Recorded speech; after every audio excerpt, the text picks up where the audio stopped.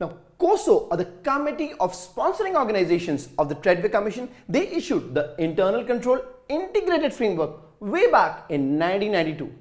Now, this framework is very useful for businesses and other entities to assess and enhance their internal control systems. Now, this framework has since then been incorporated into policy, into rules and regulations, and used by thousands of enterprises to control their activities in moving towards achievements of established objectives. Now, in the aftermath of high-profile business scandals and failures like Enron, Tyco, WorldCom, where investors, employees, and other stakeholders had tremendous losses, there were calls for enhanced levels of corporate governance and risk management. So you get a lot of new laws, regulations, and listing standards coming up. They came up with the Sarbanes-Oxley Act, SOX, in 2002, which is a lot of focus on internal controls for public companies. So SOX legally enforces management's responsibility for internal controls over financial reporting. So earlier we had management responsible for the financial statements. The auditors came in and they gave an opinion on these financial statements, on these numbers. After SOX, you have management responsible for financial statements. Management also responsible for the internal controls that create these financials. The auditors come in and now they do an integrated audit, provide two opinions. Opinion number one on these financial statements. Opinion number two on the internal controls over financial reporting. So the Internal Control Integrated Framework, published in 1992, it continues to stand the test of time. It serves as a broadly accepted standard for satisfying requirements under the Sarbanes-Oxley Act. But a more compelling need was felt to have an enterprise-wide risk management framework which provided for the key principles, key concepts, a common language for risk, and clear direction and guidance for risk management. So in 2004, COSO, they published the Enterprise Risk Management Integrated Framework. Now, this framework expands on internal control, providing a more robust and extensive focus on the broader subject of enterprise risk management. Now, while this framework is not intended to and does not replace the internal control framework, it rather incorporates the internal control framework within it. So the companies may decide to look at this enterprise risk management framework both to number one, satisfy their internal control needs, and number two, move towards a fuller, more comprehensive risk management process. Let's look at enterprise risk management starting page 33. Now, COSO revised and updated its 2004 framework in 2017. And the updated framework is titled Highlight Enterprise Risk Management Integrating with Strategy and Performance. This is right, 2017 framework.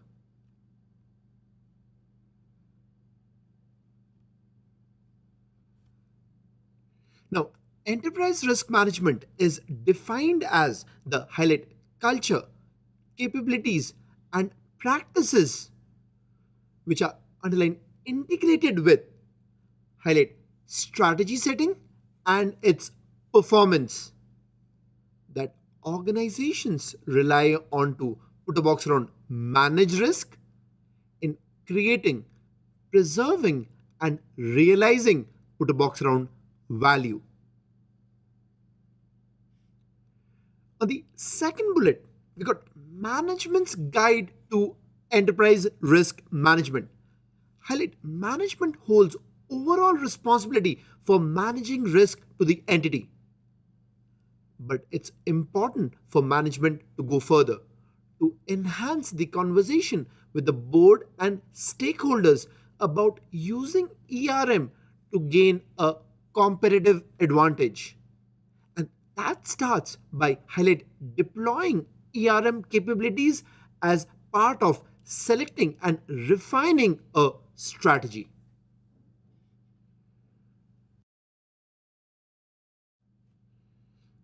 Turn to page 34, where we've got the board's guide to ERM. Now, highlight every board has an oversight role, helping to support the creation of value in an entity and to prevent its decline. Traditionally, ERM has played a strong supporting role at the board level. Now, boards are increasingly expected to provide oversight of ERM. Highlight the ERM framework supplies important considerations for boards in defining and addressing their risk oversight responsibilities. On the third sub-bullet there, we got the longer term perspective where highlight ERM can also enhance enterprise resilience. That is the enterprise's ability to anticipate and respond to change. Now, on the next bullet, let's talk about a few facts relating to ERM, which are based on a few misconceptions around enterprise risk management. Highlight ERM is not a function or department. It's basically the culture, capabilities, and practices that organizations integrate with strategy setting and apply when they carry out that strategy with the purpose of managing risk in creating, preserving, and realizing value. And that was exactly how we defined ERM. Next, highlight ERM is more than a risk listing. So it's more than a risk inventory. It is broader and includes practices that management puts in place to actively manage risk. Highlight ERM addresses more than just the internal controls. It also addresses other topics such as strategy setting, governance, communicating with stakeholders, and measuring performance. Its principles apply at all levels of the organization and across all functions.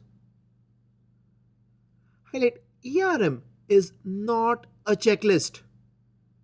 It's a set of principles on which processes can be built or integrated for a particular organization, and it is a system of monitoring, learning, and improving performance. Next, highlight ERM can be used by organization of any size. So, if an organization has a mission, a strategy, and objectives, and the need to make decisions that fully consider risk, then ERM can be applied. It can and should be used by all kinds of organizations, from small businesses to community based social enterprises to government agencies to Fortune 500 companies. Moving to page 35, we've got highlight benefits of ERM, which include highlight increasing the range of opportunities. So, by considering all possibilities, both positive and negative aspects of risk, management can identify new opportunities and unique challenges associated with the current opportunities. Highlight identifying and managing risk entity wide. Next one, highlight increasing positive outcomes and advantage while reducing negative surprises. Next, highlight reducing performance variability. Next, highlight improving resource deployment, where every risk could be considered a request for resources. And therefore, obtaining robust information on risk allows management to assess the overall resource needs, prioritize resource deployment, and enhance resource allocation. And the last one here, highlight enhance enterprise resilience.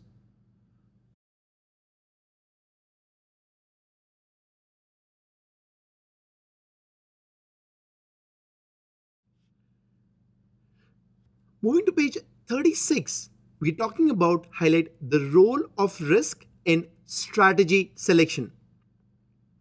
Now, strategy selection is about making choices and accepting trade offs.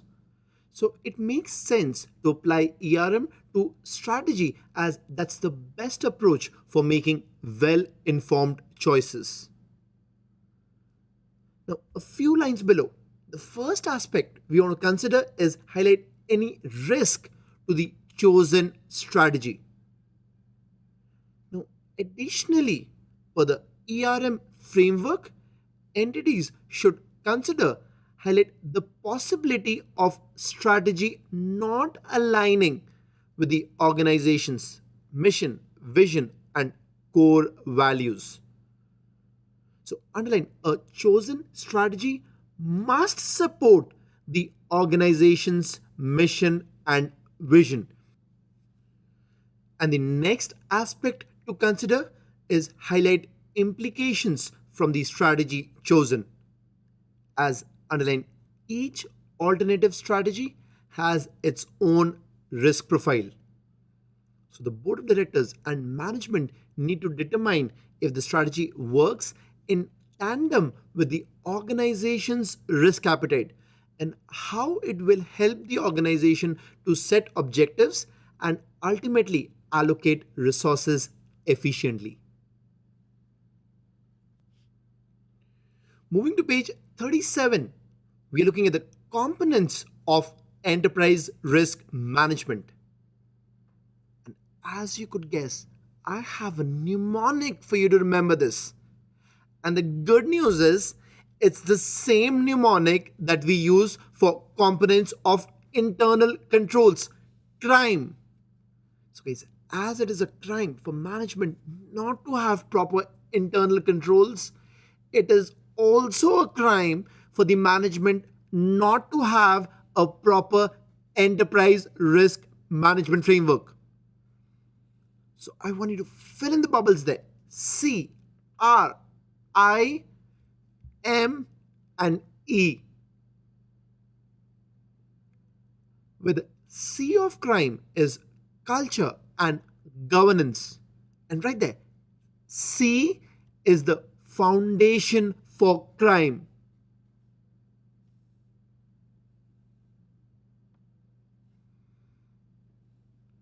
The R of crime is risk and performance.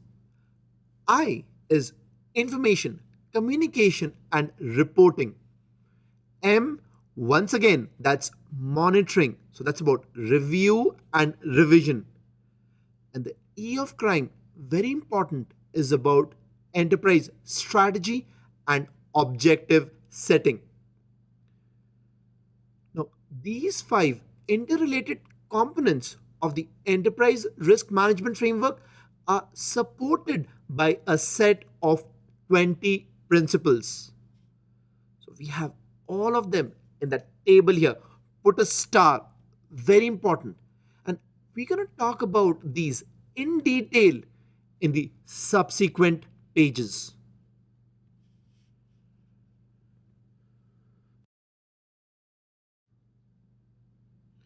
Now to page 38, where we're looking at put a box around culture and governance, which is the C of crime.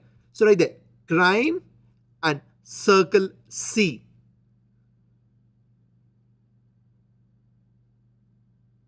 Now, culture and governance together highlight the basis for all other ERM components. As I told you, C is the foundation for crime. Highlight governance sets the organization's tone, reinforcing the importance of and establishing oversight responsibilities for enterprise risk management. Highlight culture is reflected in decision making and pertains to ethical values, desired behaviors, and understanding of risk in the entity. Let's now look at the principles which support the culture and governance component. The first one, highlight exercises board risk oversight. So the board of directors provide oversight of the strategy and carries out governance responsibilities to support management in achieving strategy and business objectives. Establishes highlight operating structures.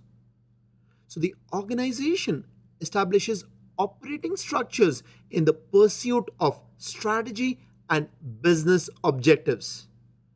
Now, operating structures are typically aligned with legal structures as well as the management structure. Defines desired highlight culture. So the organization defines the desired behaviors that characterize the entity's desired culture. A few lines below, we have all these factors influence, highlight where the entity positions itself on the culture spectrum, which ranges from, look at the diagram here, which ranges from risk averse to risk aggressive. For example, right, nuclear power plant, that entity is going to be risk averse. However, on the right hand side, right, private equity fund, which generally would be risk aggressive. So guys, it's important to understand where the entity is positioning itself on this culture spectrum, whether it's risk averse, risk neutral, or risk aggressive. The next one demonstrates commitment to highlight core values. So the organization demonstrates a commitment to the entity's core values. Also embraces, underline, a risk aware culture. And the last one, attracts, develops, and retains highlight capable individuals. So the organization is committed to building human capital in alignment with the strategy and business objectives. So guys, that was all about our C of crime, culture and governance.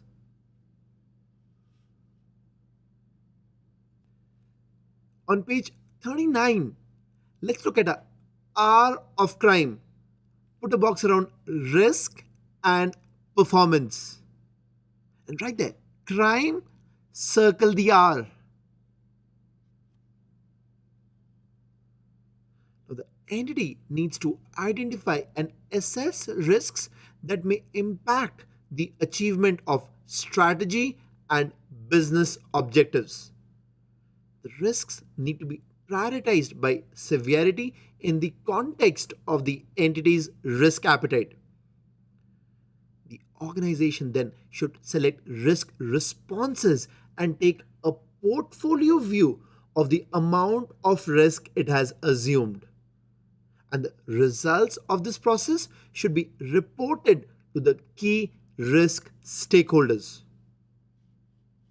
So let's look at the principles which support the risk and performance component. The first one, highlight identifies risk. So the organization identifies risk that impacts the performance of strategy and business objectives. The organization could use, underline, a risk inventory. So look at the chart that we have here, which illustrates how risks that impact different levels of the entity form part of the risk inventory. So look at risk number 1, which potentially impacts the strategy directly. Look at risk number 2, which impacts the entity's business objectives. Look at risk number 3, which impacts multiple business objectives that then aggregate and impact the entity's overall business objectives. Whereas risk number 4 impacts a single business objective, and that also impacts the entity's business objectives. So, guys, using a risk inventory like this is a good illustration of the impact of risk. Next, it's important to assess the severity of the risks.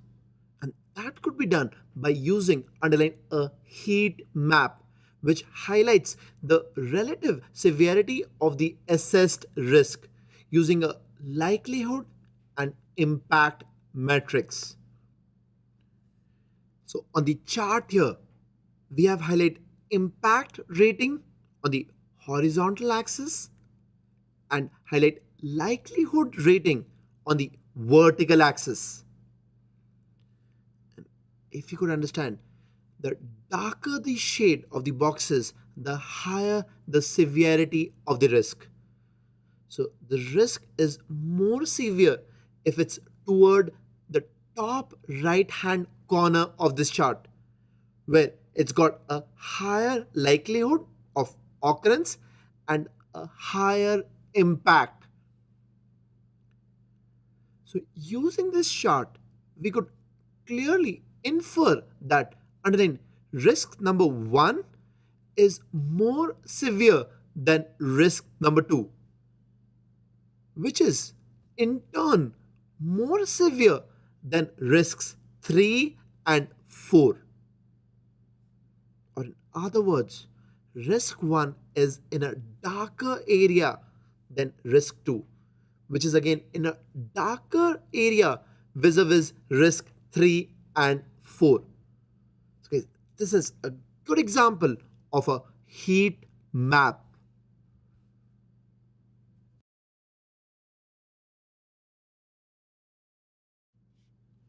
On page 40, we got the next principle under risk and performance, the R of crime. And now we are talking about highlight prioritizing risk. So the organization needs to prioritize risk as a basis for selecting the response to risk. Now, priorities are determined by applying agreed upon criteria, including underlying adaptability. So that's the capacity of the entity to adapt and respond to risks. Next, underline complexity. So that's the scope and nature of a risk to the entity's success. For example, the risks of product obsolescence to the entity's objective of being a market leader in customer satisfaction. Next one's underline velocity. So that's the speed at which a risk impacts an entity. Next, underline persistence, which is about how long a risk would impact the entity. And the last one is underline recovery. So that's the capacity of an entity to return to tolerance. So guys, all these criteria could be used to prioritize risks. Highlight greater priority may be given to those risks which are likely to approach or exceed the entity's risk appetite. Once we have prioritized the risks, it's time to implement highlight risk responses. Now, the organization's risk responses may be to highlight accept, which is basically underline no action. So the entity now takes no action to change the severity of the risk. Underline especially if the risk is already within the entity's risk appetite. The entity could also respond in a way to highlight avoid the risk, which is about underline removing the risk. Underline, for example, seizing a product line. To the contrary, an entity could also highlight pursue the risk. Underline, for example, adopt more aggressive growth strategies. So the entity accepts increased risk to achieve improved performance. The entity could also respond by highlight reducing the risk, where the entity takes action to reduce the severity of the risk. Or finally, the entity could choose to highlight share or transfer the risk, and that could be done by underline outsourcing, insurance, or hedging. So, once again, share or transfer is an action taken to reduce the severity of the risk by transferring or otherwise sharing a portion of the risk. So, it could be transferred or shared with an outsourcing vendor, with an insurance company, or by entering into a hedging arrangement.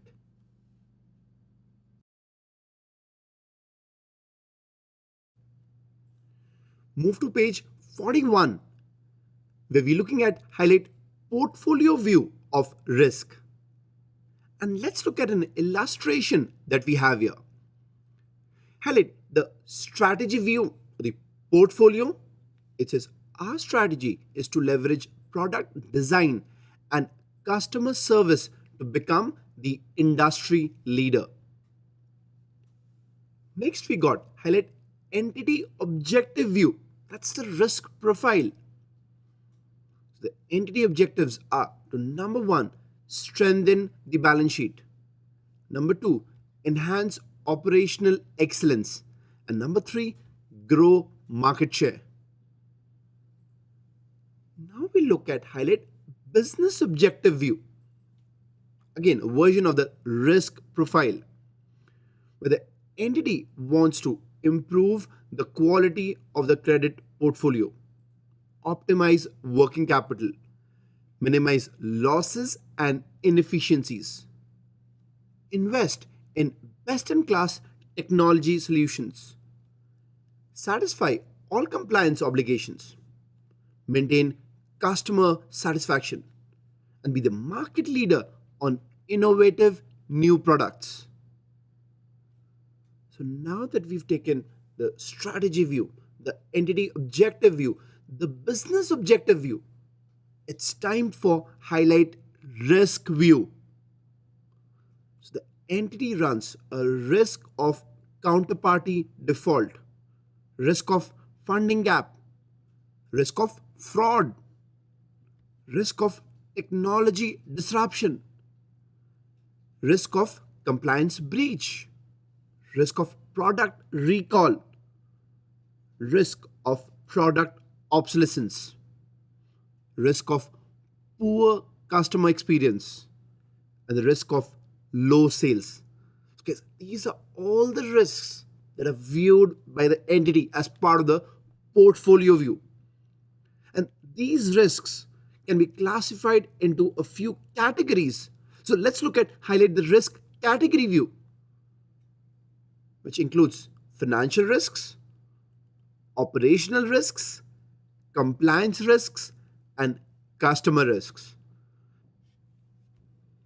So, guys, this is a great illustration of how an entity develops and evaluates a portfolio view of risk.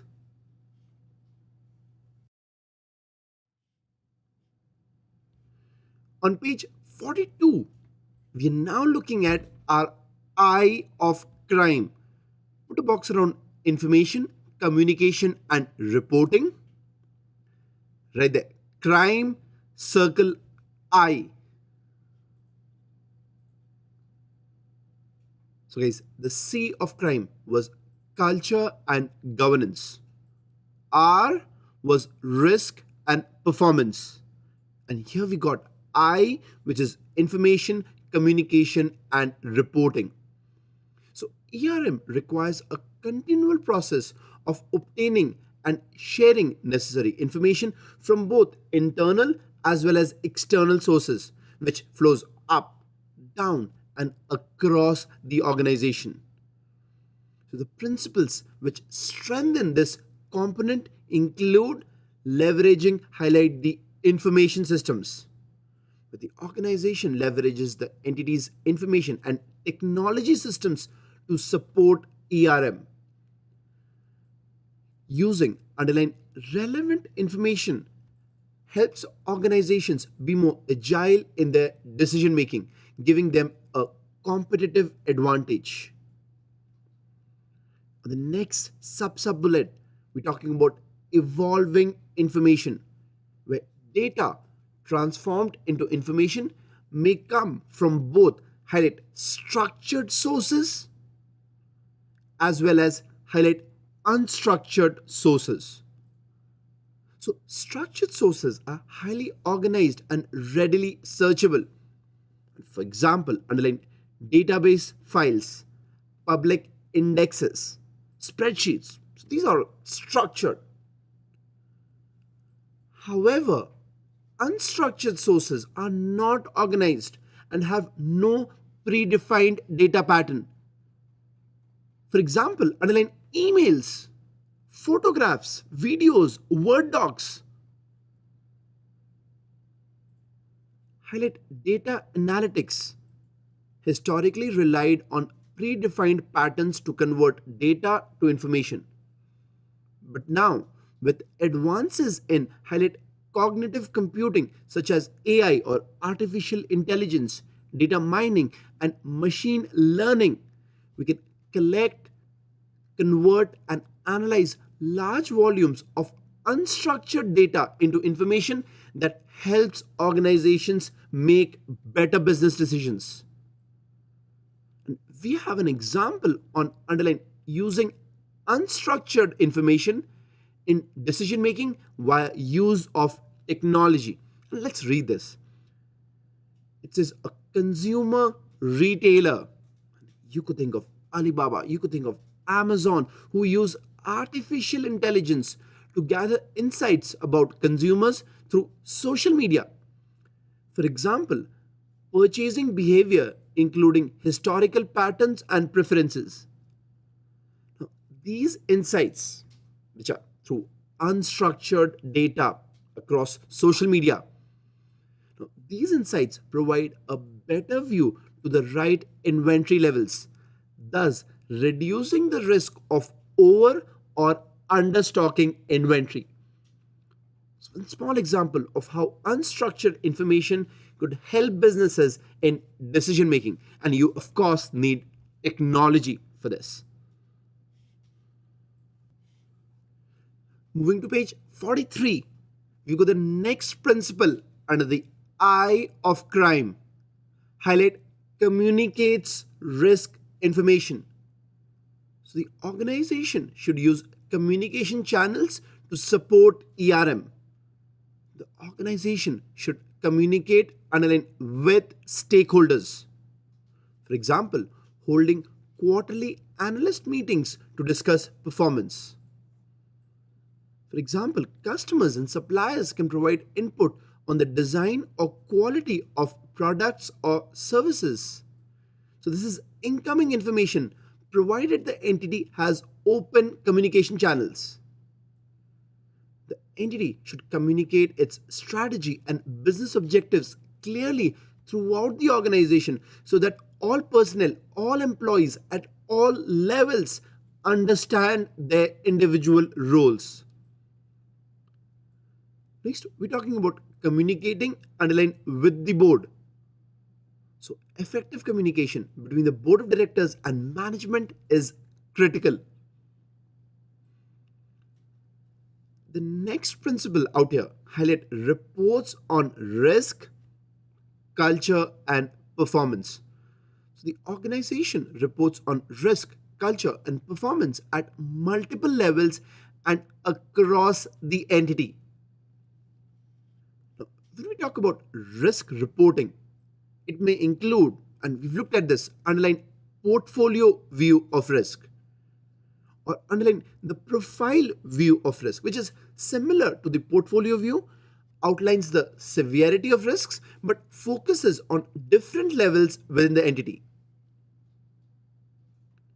Or underline analysis of root causes, underline sensitivity analysis, underline analysis of new, emerging, and changing risks, looking at underline key performance indicators and measures, underline trend analysis, underline disclosure of incidents, breaches, and losses.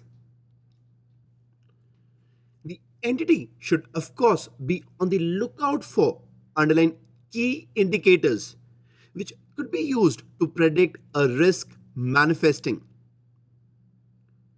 For example, in a manufacturing entity, production volumes and the thresholds around them can be viewed through a risk lens.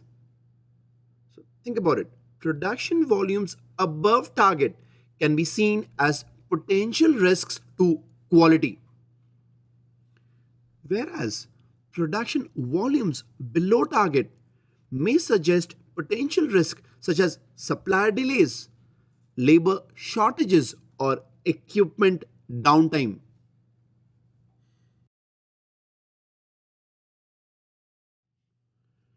Turn to page 44. Put a box around monitoring. So that's review and revision. And monitoring is the M of a crime. So right there, CRIME, crime, and circle M.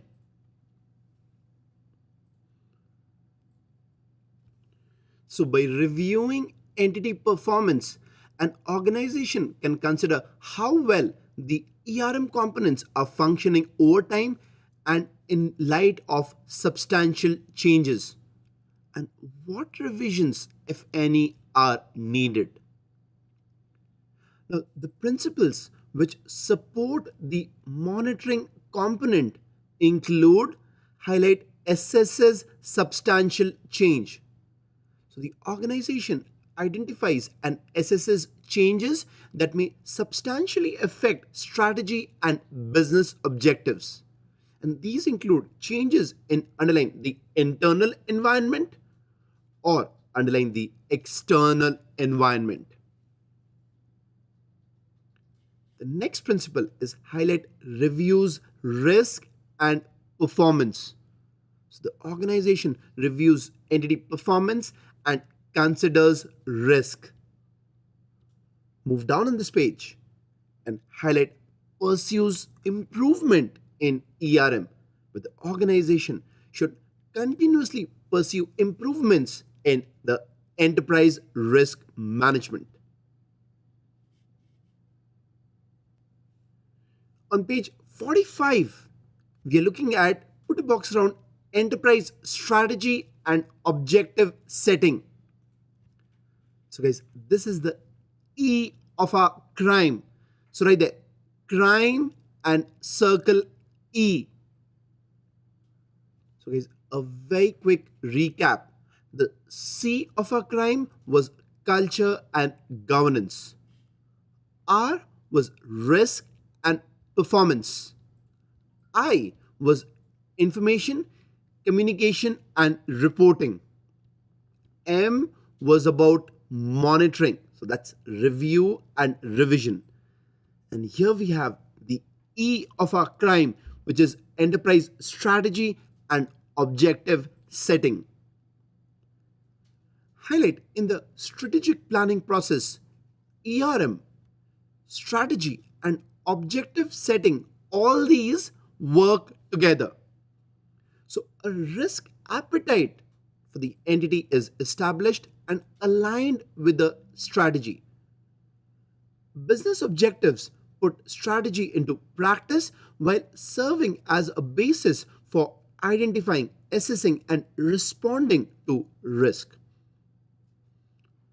The principles which support the enterprise strategy and objective setting component include analyzing, highlight the business context, where the organization considers potential effects of business context on the risk profile. So, business context is the trends, relationships, etc., that influence an organization's current and future strategy and business objectives. Business context may be dynamic, especially with new emerging risks, let's say a new competitor. Business context may be complex, where the entity may have operating units across the world. Business context may be unpredictable, where let's say you could have currency fluctuations or political forces impacting the entity. The next principle out here is defining highlight the risk appetite. So the organization needs to define its risk appetite in the context of creating, preserving, and realizing value. Now, on the third sub bullet there, we've got on any depiction of risk profile, highlight organizations may also plot risk capacity, which is the maximum amount of risk an entity is able to absorb. So, highlight typically risk appetite is equal to or less than the risk capacity. Highlight examples of risk appetite expressions. And let's look at a few of them. Risk appetite could be expressed as underline a target. Let's say a credit union with low risk appetite for loan losses cascades this message into the business by setting a loan loss target of 0.5% of the overall loan portfolio. Or risk appetite could be expressed as underline a range. Let's say a medical supply company operates within a low overall risk range. Its lowest risk appetite relates to safety and compliance objectives. For example, employee health and safety, with a marginally higher risk appetite for its strategic, reporting, and operations objectives.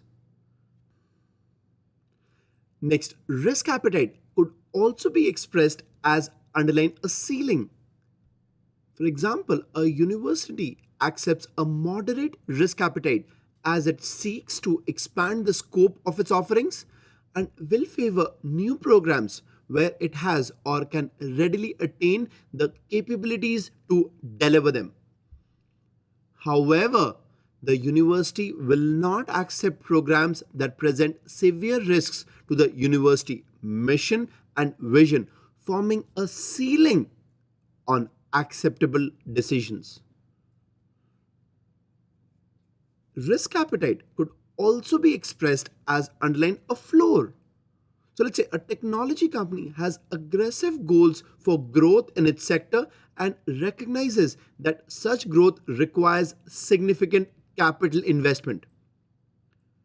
While it does not accept investing capital unwisely, management is of the view that at the minimum 25%, so that's the floor, of the operating budget should be allocated to the pursuit of technology innovation. So guys, as you could understand, there could be various ways of expressing risk appetite. We've looked at how to express risk appetite as a target or as a range, as a ceiling, even as a floor.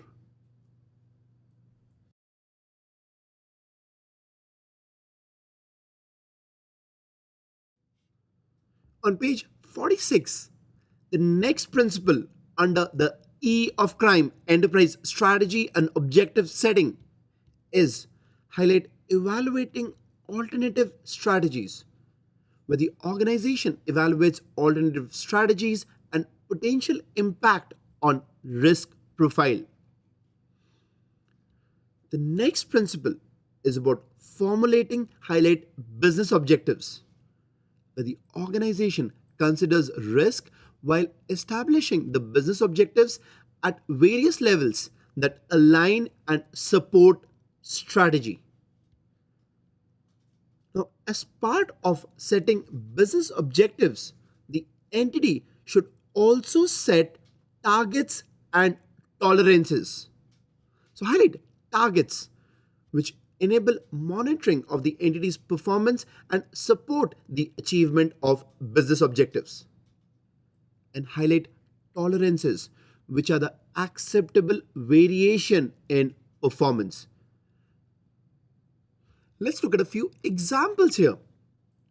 So, an asset management company which has business objective relating to ROI or return on investment has a target highlight 5% annual return on its portfolio, where the tolerance is highlight 3% to 7% annual return. Let's say a restaurant which has a business objective relating to online home delivery orders, where the target delivery is within highlight 40 minutes.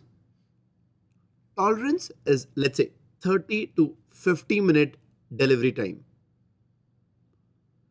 Let's say a call center which has a business objective relating to minimizing missed calls has a target that highlight 2% of overall calls may be missed, where the tolerance is that highlight 1 to 5% of overall calls may be missed. So guys, as you can understand, to formulate business objectives, the entity needs to set a target and a tolerance. So tolerance is the acceptable variation.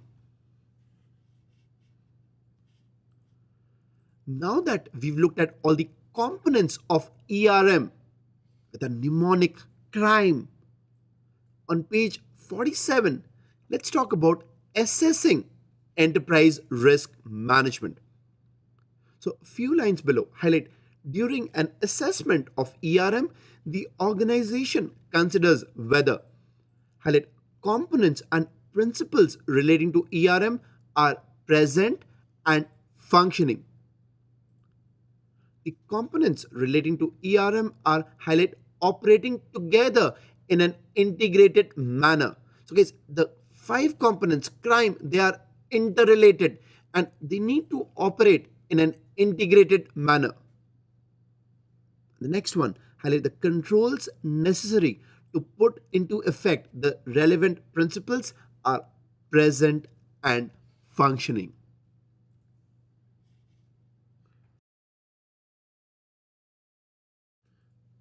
Now, on page 48, we look at a few trends that will impact ERM. So, this page is about looking into the future. So, one of the trends is highlight dealing with the proliferation of data.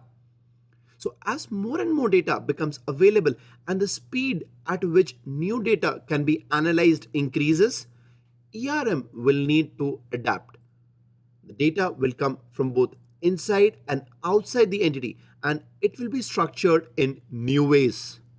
So, advanced analytics and data visualization tools will evolve and be very helpful in understanding risk and its impact, both positive as well as negative. The next trend that we see is highlight leveraging artificial intelligence and automation. So it is important for ERM practices to consider the impact of these and future technologies and leverage their capabilities. Next, highlight managing the cost of risk management. So a frequent concern expressed by many business executives is the cost of risk management, the cost of compliance and control activities in comparison to the benefits, in comparison to the value gained. So, as ERM practices evolve, it will become important that activities spanning risk, compliance, control, and even governance be effectively coordinated to provide maximum benefits to the organization. And the next one, highlight building stronger organizations. So, as organizations become better at integrating ERM with strategy and performance, an opportunity to strengthen resilience will present itself. So, to summarize, ERM will need to change and adapt to the future to consistently provide the benefits outlined in the framework. With the right focus, the benefits derived from ERM will far outweigh the investments and provide organizations with confidence in their ability to handle the future.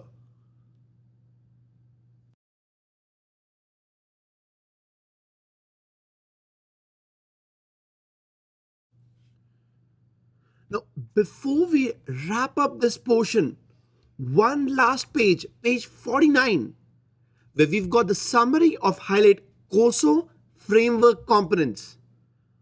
And here I'm comparing, put a box around the internal control framework components versus put a box around the ERM framework components. And the good news for you is the mnemonic for both these frameworks is CRIME. So under internal control, the C of CRIME is control environment. And under the ERM framework, the C is culture and governance. As we know, the R for internal control is risk assessment. Under the ERM framework, the R is the risk and performance component. I is information and communication under the internal control framework, and I is information, communication, and reporting under the ERM framework. M is monitoring across both the frameworks. E under the internal control framework is existent control activities. Whereas under the ERM framework, the E is about enterprise strategy and objective setting. So guys, this is a good recap of the internal control integrated framework as well as the enterprise risk management framework, which is integrated with strategy and performance.